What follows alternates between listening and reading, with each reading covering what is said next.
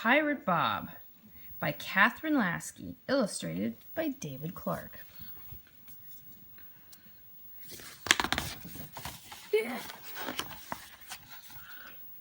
This is a pirate's nose. It has a scar that runs from its tip to the pirate's ear. Ooh. This is a pirate's ear. It has a small hole with a gold earring. The pirate thinks his earring is pretty. Not all pirates have the same nose or wear gold earrings, but they all like gold and money and jewels a lot. They are so greedy for gold and treasure that they steal. Sometimes Bob's nose itches, and sometimes it aches. When it itches, it means that gold is near. When it aches, it is as if Bob's nose remembers the time when they raided the Spanish ship. The men had just stormed over the rail, flashing their cutlasses, their pistols spitting fire, pew, pew, pew, when Bob ran right into the point of a cutlass. The wound left an ugly mark. It was after his nose was cut that Bob decided to wear an earring. Hands up! Don't shoot!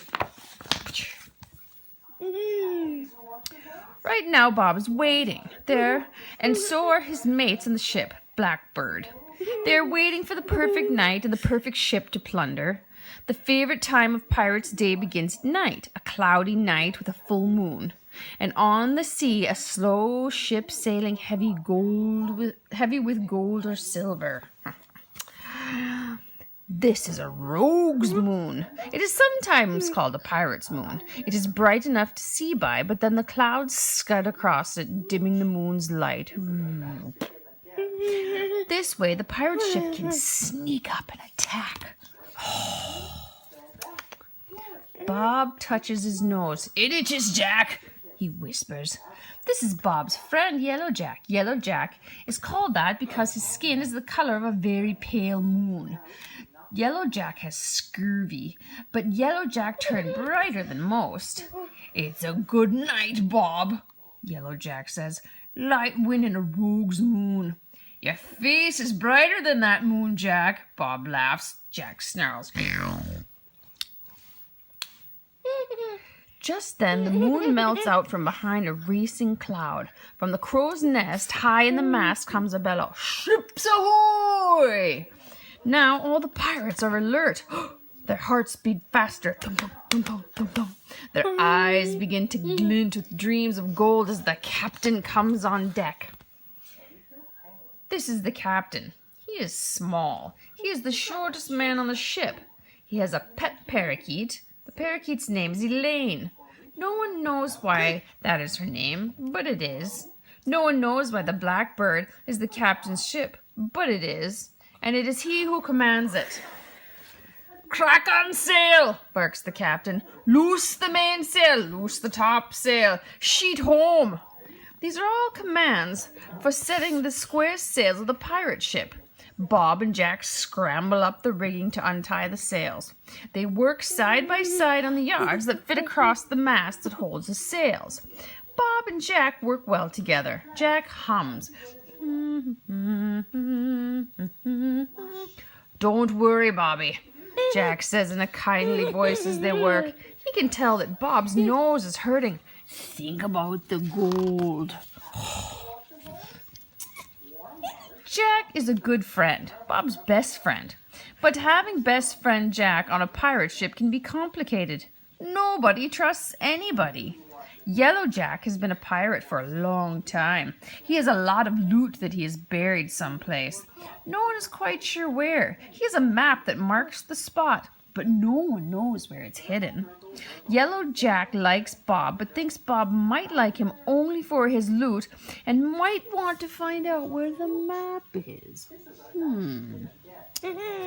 Bob genuinely likes Yellow Jack. He likes his jokes. He likes his stories. He even likes Yellow Jack singing. but he wonders how much yellower Yellow Jack will get before he dies. And if he does die, it would be a shame for all that loot to lie buried forever. Oh no! The pirates sail closer to the ship, a galleon. Bob and Jack now stand by a cannon and await the captain's orders. They will shoot one shot over the bow. The captain does not want to sink the ship, for with it all the cargo and treasure. Now, not only does Bob's nose itch, but his fingers itch to light the fuse that will shoot off the cannon. All the pirates' fingers itch. Wait, not too soon, lads. The captain's voice never wavers. The pirates know that he is counting to 150 when they will be in range of the enemy ship. By 120, they are close enough to see the name on the ship, but Bob can't read. Concordia, whispers Yellow Jack. Bob tries sounding out the name painted on the side of the ship. The count goes on. 148, 149. Bob and Jack count under their breath. Fire! Shoots the captain. Ready with the grappling hooks. Bob races for a grappling hook. He can hear the captain's voice. The captain never seems frightened. He is still cool, steady, and clear. Avast! Heave to, Concordia! We'll blow you to kingdom come if you don't let us aboard. Ha ha ha! The word kingdom is the signal. The grappling hooks are thrown. Their sharp points catch in the ship's rail. And then the pirates begin pulling the lines, hauling the ship closer and closer. Righto! The captain's code word for board the enemy. Elaine seems excited too. She flutters her wings and tweets. Bob forgets the ache in his nose. He has one thought, one purpose: to cut the steering cable. To cut anyone between him and the steering cables that lead from the wheel to the rudder. This will cripple the ship. This will earn Bob's share of the treasure. Pirate Bob is an expert wrecking wheels and rudders. He is fast. He is exact with his cutlass. He leaps over the rails. Others swarm aboard with him. They carry daggers, pistols, hand grenades made by filling old bottles with gunpowder. Tonight, Bob is lucky. The way to the steering cable is clear because the English sailors are busy trying to fire their cannon. The cannon will not work. Bob knows this because Yellow Jack is an expert at plugging the torch in the cannons. Each pirate has his job. The point is to get to the cargo. As Bob cuts the last cable, all is suddenly quiet. He knows what this means. Hand over! It is the cool voice of the pirate captain. The captain of the galleon surrenders. The pirates are lucky. There is a lot of treasure. It takes them almost 3 hours to unload it. The ship has trunk after trunk of specie, gold and silver coins that it was carrying to the colonies in America in order to buy tobacco. All the treasure stolen from the ship will be divided among the pirates. The captain and his first mate will get the most. The longer someone has been a pirate, the more he can expect. Bob will get a large share since he has worked a long time on this ship. Yellow Jack has worked even longer and will get even more.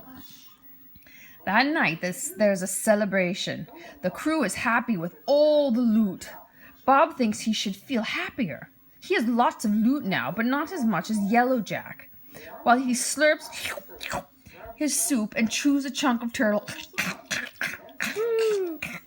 Bob tries to think of ways to ask Yellow Jack politely about his map and treasure, but he is afraid he will lose a friend. This is a true dilemma. Bob thinks that he will keep on pirating for a few more years and get enough treasure of his own to bury someplace. He hopes this will happen soon because being a pirate is dangerous work. You can almost get your nose cut off or lose a leg. like Peggy the Spanish pirate. Or you can start to turn yellow like Yellow Jack. And even if none of that happens, you might be hunted down, captured, and hanged. After all, pirates are outlaws. Just one more ship, Bob thinks. One more Spanish galleon out of the Havana, Cartagena, or Portobello. A few pounds of pearls, 3 or 4 silver, 20 of gold, maybe a few emeralds. Then he thinks, I'll bury my treasure and go out and look for friends, real friends, who will like me, not because they think I have buried treasure, but because of who I am. Plain old Bob, with a scar on my nose and a ring in my ear. Then Bob tells himself, I'll be happy. I think.